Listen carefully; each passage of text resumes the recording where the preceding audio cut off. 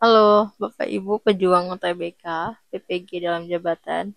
Kita akan bahas soal-soal yang berkaitan dengan soal yang akan masuk di UTBK. Ini adalah soal tryout yang ada dari link yang resmi dari Kemendikdasmen. Oke, langsung lanjutannya ke nomor 16. Oke, di sini ada dikatakan seorang guru kimia ingin menggunakan teknologi untuk mengkomunikasikan laporan capaian belajar peserta didik pada materi termokimia agar mudah diakses dan dipahami oleh peserta didik dan orang tua. Maka dari langkah-langkah berikut yang benar atau salah terkait hal tersebut. Oke, jadi kita pilih dari antara statement ini yang mana yang benar dan mana yang salah. Jadi harus ada. Oke, yang pertama, guru menggunakan platform pelajaran online untuk membagikan laporan capaian belajar yang dapat diakses oleh peserta didik dan orang tua kapan saja. Oke, ini akan sangat mempermudah ya, karena di sini kan sebenarnya highlight yang kita perlukan itu adalah dia mempermudah tadi ya, mengkomunikasikan laporan capaian belajar dan mudah diakses dan dipahami oleh peserta didik dan juga orang tua. Jadi berarti yang mana yang akan mempermudah. Nah, kalau dia ada platform belajar online bisa diakses kapan aja, berarti ini mempermudah ya. Berarti benar. Next, yang kedua, guru mengirimkan laporan capaian belajar dalam bentuk email yang berisi file PDF dengan penjelasan terperinci tentang capaian belajar peserta didik. Oke, ini juga sangat mempermudah ya, Bapak Ibu. Email itu adalah media digital resmi yang termasuknya itu efisien dan PDF juga memungkinkan informasi disampaikan dengan jelas. Jadi ini benar. Yang berikutnya yang ketiga, guru hanya mencetak laporan capaian belajar dan meminta peserta didik membawanya pulang untuk ditujukan kepada orang tua. Oke, biasanya kalau ada kata hanya itu agak negatif ya sebenarnya konotasinya. Nah, sementara di option ini ada kata hanya nih. Hanya mencetak laporan capaian belajar. Oke, berarti apakah ini cukup mempermudah dengan kata hanya di sini?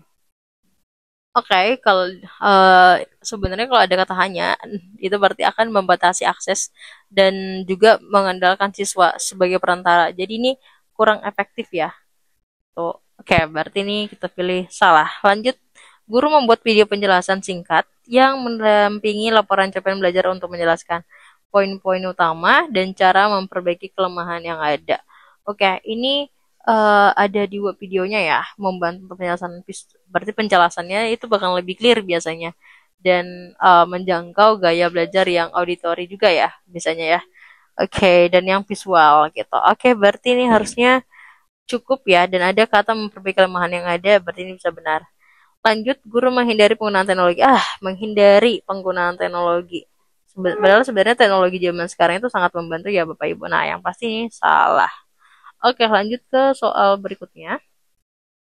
Langkah-langkah berikut yang paling tepat dilakukan oleh guru dalam penggunaan teknologi dalam mengkomunikasikan laporan capaian pembelajaran peserta didik materi ketan kimia yang dapat memudahkan akses dan pemahaman bagi peserta didik dan orang tua adalah, oke, bagaimana langkah yang tepat dilakukan guru untuk menggunakan teknologi lagi ya Bapak Ibu. Berarti di sini lumayan banyak ya soal studi case-nya itu tentang penggunaan teknologi gitu. Oke, berarti kalau dari sini langsung kita baca yang dari soal option maksud saya. Nah, yang A menggunakan aplikasi pengolah kata untuk menulis laporan dan mencetaknya untuk dibagikan kepada peserta didik di kelas. Yang B membuat laporan capaian belajar dan memberikan melalui email kepada peserta didik dan orang tua. Oke. Okay. Nah, kalau misalnya yang A, dia tuh terfokus hanya kepada siswa, tapi belum sampai ke orang tua. Sementara di soal, dia diminta peserta didik dan orang tua. So, berarti yang A masih kurang dapat gitu. Yang B ini udah bisa dikirimkan kepada peserta didik dan orang tua. Dan email itu tergolong yang efektif ya Bapak Ibu sebagai alat komunikasi. Harusnya yang B benar, tapi nggak apa-apa. Kita periksa dulu option C, D. Dan juga yang E. Yang C menyampaikan laporan capaian belajar secara lisan dalam pertemuan tatap muka tanpa dokumentasi tertulis atau digital. Sebenarnya biasanya kalau ada kata tanpa itu udah agak negatif ya maknanya. Jadi harusnya yang ini tuh dia masih kurang tepat dan tatap muka itu lumayan agak susah untuk dilakukan di sekolah. Oke, lanjut yang dia mengunggah laporan capaian belajar ke web sekolah yang hanya bisa diakses oleh guru dan staf sekolah. Nah, berarti komunikasi terhadap peserta didik orang tuanya tidak terbuka dong kalau dia hanya ke guru dan staf sekolah. Berarti yang D enggak, yang E menulis laporan capaian belajar di papan tulis kelas tidak meminta peserta didik untuk mencatatnya sendiri. Nah, berarti bisa jadi nanti peserta didik bohong misalnya ke orang tuanya ya. Oke, berarti yang paling tepat di sinilah yang option Bravo. jawabannya. Oke, lanjut ke soal yang berikutnya, nomor 18. Seorang guru memberikan contoh beberapa larutan untuk ditentukan pH-nya berdasarkan perhitungan. Larutan tersebut adalah NaCN, NH4Cl, NH4CH3COO, dan KBr dengan konsentrasi masing-masing 0,1 molar. Struktur dan alur pengetahuan yang diperlukan peserta didik untuk menentukan pH yang tepat berikut ini adalah, oke, berarti kalau mau tahu si pH dari masing-masing larutan tersebut, yaitu CaNaCl dan H4Cl dan teman-temannya lagi, berarti langkah pertamanya adalah harus mengidentifikasi dulu reaksi hidrolisis garam. Apakah itu dari asam lemah, dari basa lemah, atau dari mana gitu, atau kok kuat gitu. Oke, berarti yang di sini sudah cocok ya, berarti ya, antara A sama B ya. Oke, sama yang E juga dia melakukan identifikasi adanya reaksi hidrolisis yang terjadi dalam setiap larutan garam. Nah, oke. Sebenarnya itu benar. Yang berikutnya, menghitung konsentrasi ion-ion H+ yang dominan. Oke, sebenarnya kita itu belum langsung menghitung harusnya ya, masih mengidentifikasi ya, menentukan mana sih ion yang dominan gitu, apakah H+ atau H- yang dominan gitu. Nah, kalau yang A dia fokus cuman langsung ke H+. Kalau H+ kan seolah-olah dia langsung ke asam ya. Berarti dia kurang tepatnya di situ. Harusnya kita juga harus mengidentifikasi dulu apakah yang dominan itu asam atau basa. Sementara yang B dia tuh mengidentifikasi ion-ion H+ dan OH- yang dominan. Oke, berarti yang B sama yang E masih bagus ya, masih pas sesuai. Terus yang langkah berikutnya tuh adalah harusnya menggunakan rumus pH atau pOH tergantung yang dominannya yang mana ya. Oke, berarti sini menghitung pH daratan menggunakan menggunakan ekspresi yang sesuai. Yang E menghitung pH daratan menggunakan ekspresi yang sesuai. Oke. Oh, oke. Ternyata yang E ada salahnya karena dia cuma langsung OH ya, OH- yang dominan ya. Berarti dia tidak mengidentifikasi si H+ gitu. Berarti yang dari sini sebenarnya yang benar adalah yang Bravo gitu. Jadi berarti mengidentifikasi hidrolisis si garamnya, terus menentukan yang mana yang dominan, lalu menggunakan rumus berhitung. Lanjutnya nomor 19. Seorang guru kimia mengajarkan konsep literasi asam kuat HCl dengan bahasa kuat NaOH beserta kurvanya sebagaimana tampak pada gambar berikut. Oke, berarti next ya. Pada saat pembelajaran berlangsung, guru mengajukan beberapa pernyataan ke siswa untuk menguji pemahaman mereka. Harusnya pertanyaan ya. Banyak peserta didik yang beranggapan bahwa titik ekivalen sama dengan titik akhir literasi. Untuk memperbaiki keliruan konsep tersebut, langkah penjelasan apa yang harus dilakukan oleh guru? Pilihlah jawaban yang benar dengan memberikan tanda tentang. Oke. Berarti, jawabannya lebih dari satu Bapak Ibu. Jadi bisa misalnya jawabannya A, B, C gitu, terserah ya. Gak ada ketentuan. Oke, yang A. Menjelaskan ulang bahwa titik ekivalen adalah titik dalam literasi di mana jumlah mol asam sama dengan jumlah mol basa, sedangkan titik akhir adalah titik di mana indikator berubah warna, menandakan bahwa literasi sudah hampir selesai. Oke, ini sesuai ya sebenarnya. Kita tandain dulu, dia benar. Statement ini benar. Lanjut, yang Bravo menjelaskan ulang bahwa titik akhir literasi adalah titik dalam literasi di mana jumlah mol sama dengan jumlah mol basa. Jumlah mol siapa ini ya? Harusnya jumlah mol asam ya. Ada kata asam harusnya di sini. Lanjut, sedangkan titik ekivalen titik di mana indikator berubah warna menandakan bahwa literasi sudah hampir selesai. Oh, kebalik ya dia ya. Karena sebenarnya titik ekivalen itu di situ itu adalah titik di mana jumlah molnya si asam sama dengan jumlah molnya si basa. Nah, akhir ketika dia sudah berubah warna, udah doger ya biasanya ya. Yang C sebenarnya ini cukup benar. Apa perubahan warna indikator itu biasanya terjadi di sekitar titik literasi. Jadi siswa ngerti kalau ternyata titik ekivalen itu enggak selalu langsung berubah warna gitu. Oke, yang C juga benar.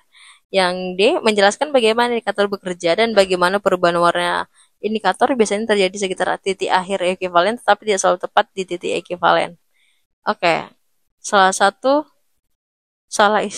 ini titik akhir ekivalen yang mana nih? Menjelaskan bagaimana indikator bekerja dan bagaimana perubahan warna indikator biasanya terjadi di sekitar titik akhir ekivalen. Titik akhir atau titik ekivalen? Nah, ini rancu ya, Bapak Ibu. Harusnya titik akhir, kalau enggak titik ekivalen. Ini dua-duanya diembatnya ya.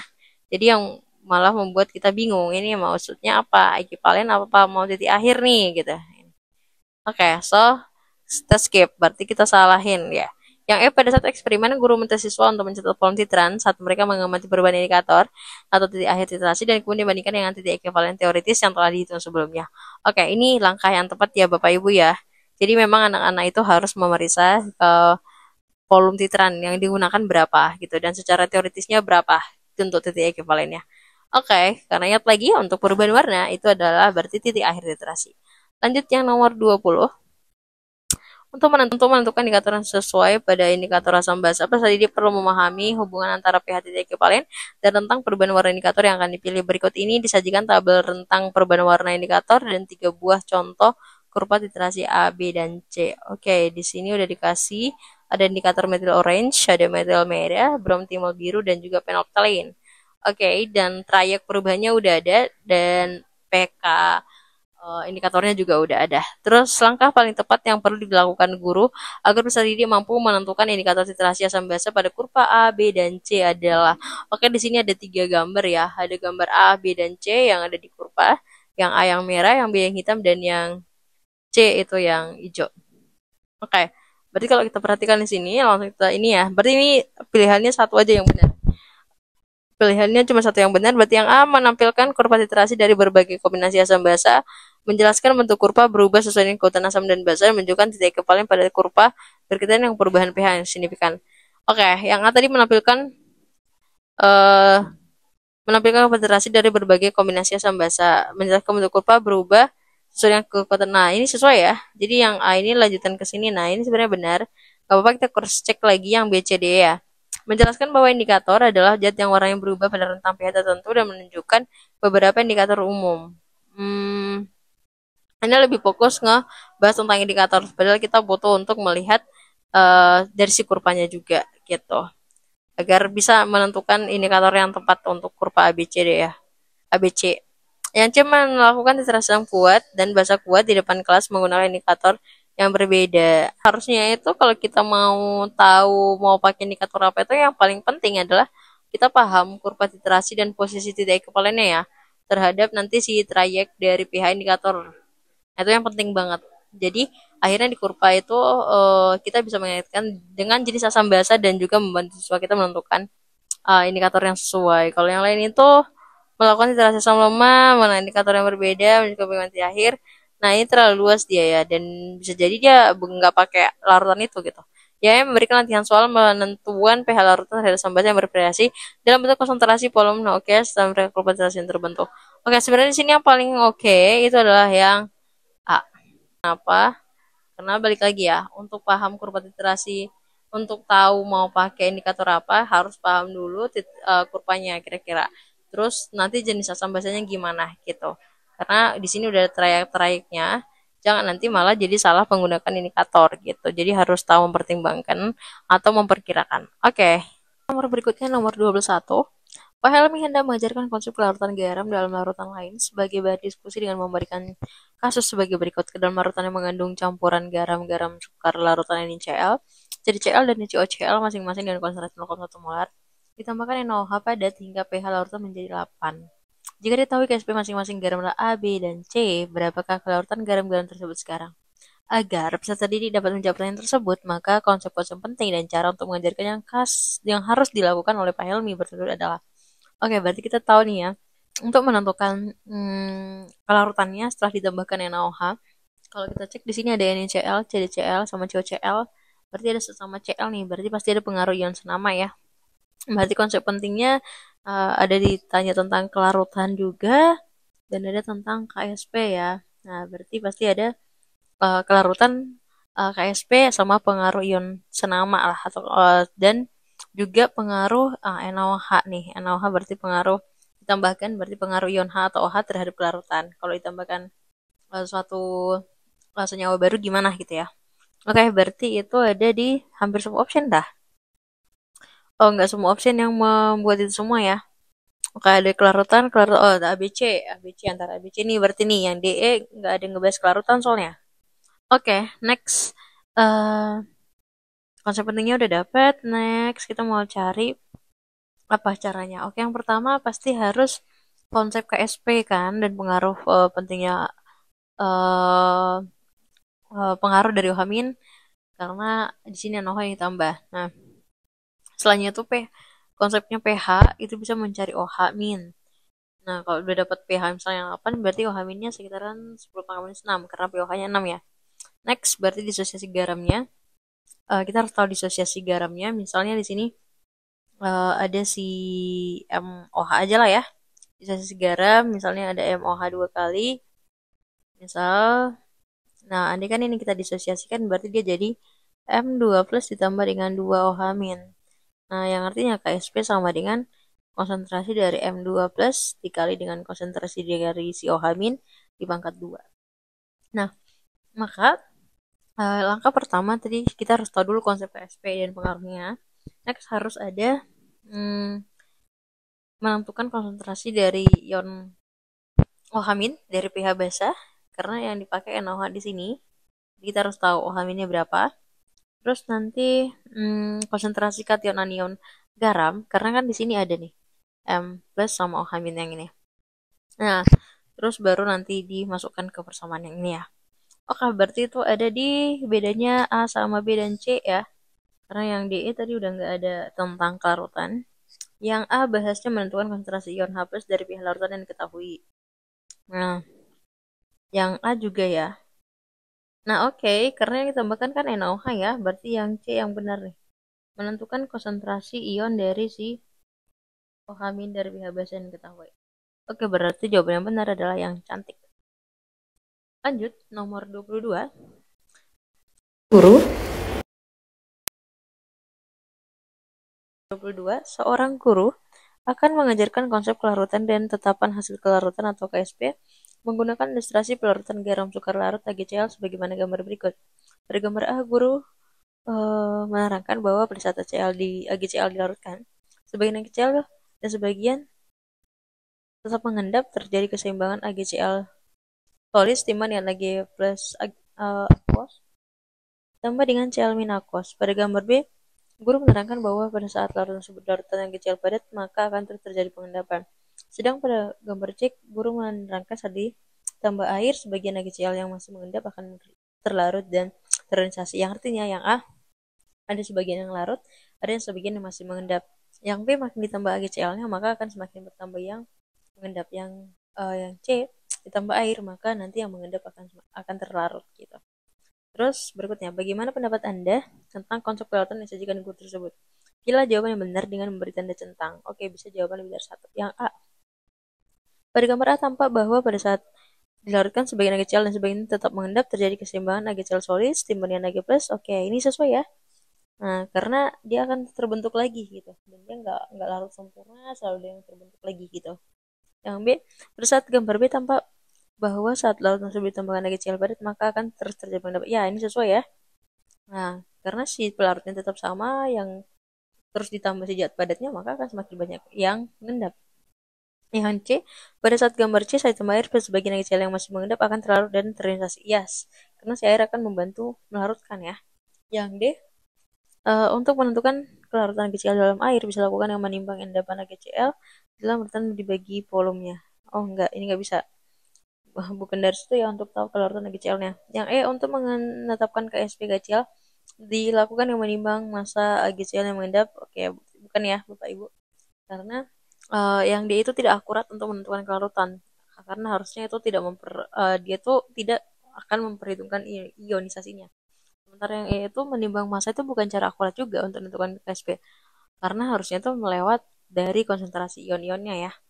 Oke, lanjut. Yang nomor 23.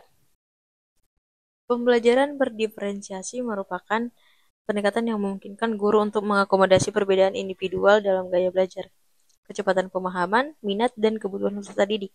Melalui pendekatan ini, guru dapat merancang pembelajaran karakteristik koloid yang sesuai dengan kebutuhan peserta didik, kecuali oke yang A, guru dapat menyajikan materi pelajaran tentang karakteristik koloid dengan berbagai pendekatan, contoh, dan materi tambahan yang diberikan dan disesuaikan dengan kebutuhan dan minat peserta didik. Oke, ini aman ya Bapak Ibu? Boleh, berarti ini berdiferensiasi. Oke, ini benar, jadi kita nggak milih dia karena ditanya adalah yang kecuali. Oke, berarti karena ini benar, bukan ini jawabannya. Yang B, guru dapat memberikan tugas eksperimen absorpsi untuk peserta didik yang lebih suka praktik, serta tugas penulisan elektroforesis untuk peserta didik yang lebih suka teori. Oh, ini cocok ya. Berdiferensiasi juga memenuhi kebutuhan sesuai dengan minat bakatnya siswa. Yang C, guru dapat menyediakan sumber belajar yang beragam seperti video pembelajaran, Simulasi interaktif, buku teks, dan diskusi kelompok untuk memberikan peserta didik memahami karakter psikoloid. Nah, benar. Yang D, guru perlu memberikan umpan balik secara individual kepada setiap peserta didik untuk membantu memahami karakter psikoloid secara mendalam berdasarkan kebutuhan masing-masing. Oke, benar ya. Guru perlu memberikan umpan balik. Yang lain, guru perlu merancang kegiatan menarik dan interaktif dengan menyediakan artikel dan buku teks agar peserta didik terlibat aktif dalam proses pembelajaran karakteristik koloid. Oke, kalau yang E ini, dia kan hanya menyediakan artikel dan buku, artinya dia tidak menampilkan ada diferensiasi proses di sana, karena semua dari buku, jadi dia cuman untuk anak yang emang suka buku gitu. Sementara yang auditori dan yang motorik dia tidak terpenuhi di sana. Maka yang jadi jawabannya adalah yang E. Sekarang kita cari yang salah. Lanjut, nomor 24. Di depan kelas, seorang guru kimia memberikan stimulus ketika akan memulai pembelajaran penurunan titik buku larutan. Beliau menyatakan bahwa es krim tradisional adalah es krim yang dibuat dengan cara dan resep yang diwariskan turun-temurun menggunakan metode dan bahan yang sederhana dan alami. Di berbagai budaya, es krim tradisional memiliki nama dan ciri khas masing-masing. Bahan baku es krim dicampurkan, kemudian dimasukkan ke dalam tabung yang dikelilingi oleh es dan garam untuk menjaga suhu dingin. Tabung tersebut diputar secara manual atau dengan mesin hingga campuran mengental dan membeku. Guru tersebut sedang memperhatikan pelajaran kimia yang berkaitan dengan hal berikut, kecuali yang A, keragaman latar belakang sosial dan budaya. Oke, karena dia ngebahas es krim memiliki nama dan ciri khas masing-masing ya. Nah, berarti yang ini benar. Kita nggak pilih karena kita cari yang salah lagi. Yang B, konteks kehidupan sehari-hari. Oke, ini jelas ya. Karena ini bisa langsung ada di sehari-hari. Yang C, masalah-masalah yang relevan dengan masyarakat. Oke, ya. Itu masalahnya ya, gimana cara menjaga suhu dingin agar si es krim itu dia tetap mengental dan membeku ya. Dan itu di sehari-hari juga ada di masyarakat. Aplikasi praktis dan belum sehari-hari yes, ya. Yang E, pembelajaran berdiferensiasi berdasarkan proses. Baik, ini sebenarnya lebih banyak ke praktik ya. Nah, ini bukan diferensiasi nih. Kalau dia cuma ngebahas cara pembuatannya, jawaban yang benar adalah yang jadi jawaban maksudnya, karena dia yang kecuali ya. Next, nomor 25. Dalam pembelajaran materi sifat-sifat koligatif larutan, guru akan memanfaatkan keragaman latar belakang sosial, budaya, dan ekonomi peserta didik untuk memberikan konteks yang relevan dan aplikasi praktis yang dekat dengan kehidupan sehari-hari. Berikut adalah contoh konteks yang dapat digunakan oleh guru tersebut, kecuali. Oke, kecuali lagi ya. Oke, berarti ini memanfaatkan keragaman latar belakang ya. Oke, yang kehidupan sehari-hari. Lanjut yang A. Dalam konteks kehidupan sehari-hari, penggunaan garam dapur bisa menjelaskan mengapa air laut tidak membeku pada suhu yang sama dengan air tawar. Oke, ini cocok ya. Jadi air laut itu lebih susah membeku karena ada kandungan garamnya. Oke, ini masuk ke konteks koligatif ini. Yang B, penyediaan air bersih untuk masyarakat berkaitan dengan penggunaan metode osmosis balik yang digunakan dalam proses pengolahan air. Nah, ini maksudnya yang air laut ya. Kan air laut nggak bisa langsung kita minum ya. Dan biasanya itu harus ada osmosis balik dulu biar bisa diminum, harus jadi air tawar gitu. Nah, ini benar. Yang tidak dalam industri makanan, penggunaan sifat-sifat koligatif dalam produksi dan pengawatan makanan seperti pembekuan dan pengeringan. Oke, ya ini jelas ya. Ada titik beku kan. Lanjut yang D. Dalam boiler penghasil uap, banyak zat yang larut dalam air menyebabkan jumlah uap yang dihasilkan menjadi lebih banyak. Nah, ini salah. Harusnya jumlah uap itu tidak bertambah karena banyaknya zat larut.